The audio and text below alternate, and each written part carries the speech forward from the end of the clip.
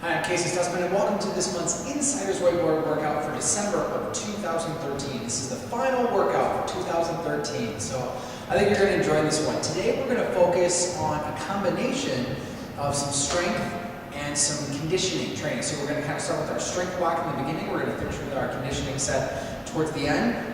You could do this as an individual workout with a one-on-one client or just you yourself, and in that case I'll give you the amount of sets and reps that we want to do. But we have a little different way that we do it if we're going to do it with the group to kind of keep everything pacing and on track. So I'll share that with you as well. So our first block is going to be our strength block. Now, of course, warm up. We'll talk more about the warm up during the workout. I'll tell you about that at the end of the video. For our strength blocks, what we're going to do if we're in a group setting is we're going to put these into 4-minute blocks, and people are going to have a partner. One partner will go while the other is simply resting. And then they'll switch. The other partner will go, well, that's resting. So what this is going to promote is work and rest. A lot of times in our group dynamics, when we ask them to do strength or high resistance load things, we often don't get as much resistance as we want. So having the partner and forcing them to rest usually is going to allow them or kind of push them into using a little bit heavier load. They got to earn that rest. So if they're not needing the rest, then they're not pushing hard enough on their strength loads. So we're going to start off with our first exercise. It's going to be a 4-minute block, one exercise. One does, the other rest, and they keep switching on and off. Ideally, they should get about 3 to 4 sets. So if you're doing this on your own, we're going for about 4 sets of each exercise. So the first one's going to be a high anchor point row. Now we can either go 2 arms or 1 arm on the high anchor point row. I like to use resistance bands because we have that progressive resistance. The greater the range of motion, the more resistance we're going to hit, especially that peak contraction hold. You can use a hammer strength machine or any other machine that are going to work for this particular exercise. Resistance bands, super bands, whatever you want. I want to make sure that the shoulders stay down and back, and I'm keeping the ribs closed. That's a big one on this one, and not getting that excessive opening. I'm going to do 8 to 10 reps of all of our strength exercises. So people can either choose 8 or 10, because this is if they choose single arm on this one, we'll do 8 to 10 on the right, 8 to 10 on the left, and then the next partner will go. After that 4-minute block, we'll take about 30 to 60 seconds just to explain the next exercise real quick. So after that, we're going to go into a kettlebell squat. So we're going to go into a front-loaded kettlebell squat. Now they can do a goblet squat or they can do a rack squat. I would like even load. So we're not going to load one side more than the other on this particular exercise. So for this one, I don't want to go a single rack position. I can go double rack or I can go goblet. Double rack's obviously going to be a little bit harder from a postural standpoint, as much as they can handle for, again, 8 to 10 reps. Partner one goes while the other rests, and they just keep switching for 4 minutes. We'll take another 30 to 60 second break to set up the next exercise, which is going to be a rip offset row. So now if you don't have a rip trainer, any standing row, so just resistance bands will work just fine, but I do want heavy weight. So this is going to be a double arm row. On the rip, I'm going to offset my hands so I have a little bit more torque, a little bit more rotational pull through the center. So we're going to go our power hand palm down zone 4 and our base hand palm down zone 1.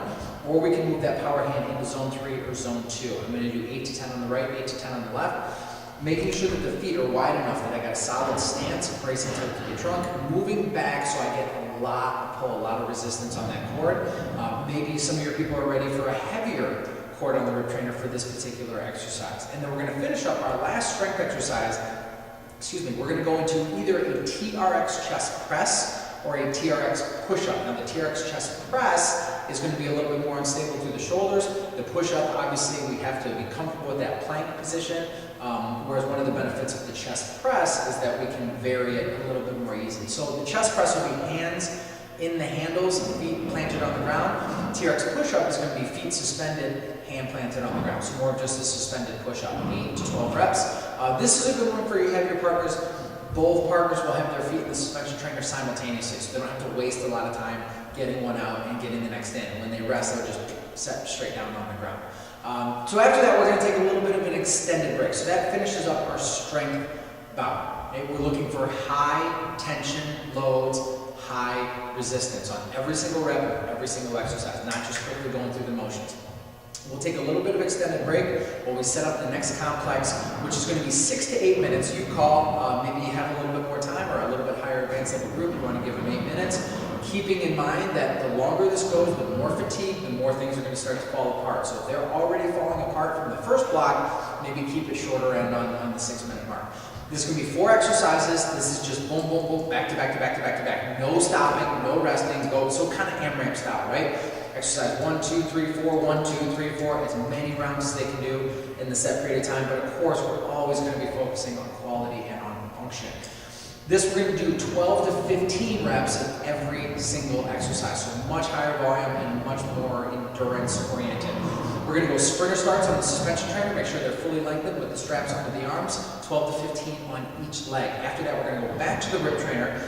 We're going to do an offset row. So if my right hand is my power hand, my right foot will be forward in a nice long lunge stance. I'm going to do 12 to 15 fast on the right, switch legs and arms, 12 to 15 fast on the left. After that, we're going to go kettlebell swings for 12 to 15, just up to shoulder or eye level. We don't need to go way up overhead on this one. And of course, people can self-limit by making their swings a little bit smaller and not even coming up to shoulder height.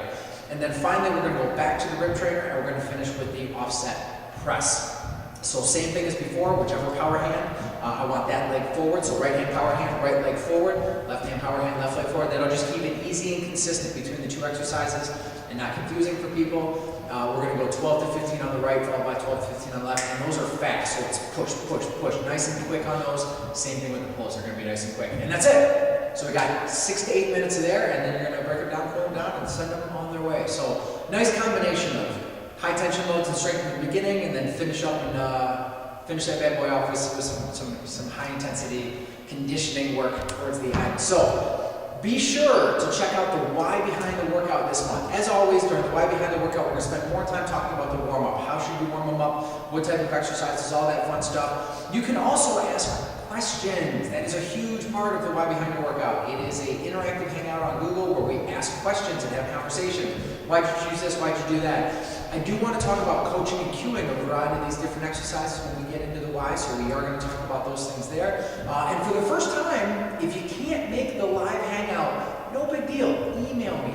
Email me your questions and I'll make sure to get them answered on there, and then you can always check out the recording later. So be sure to check out the description of this video for how to get on the live why behind the workout, and if you missed it, you get the link for the recording so you can check it out, and then be sure to get on next month's. Thank you so much, as always, for joining me, and I look forward to seeing you guys in 2020.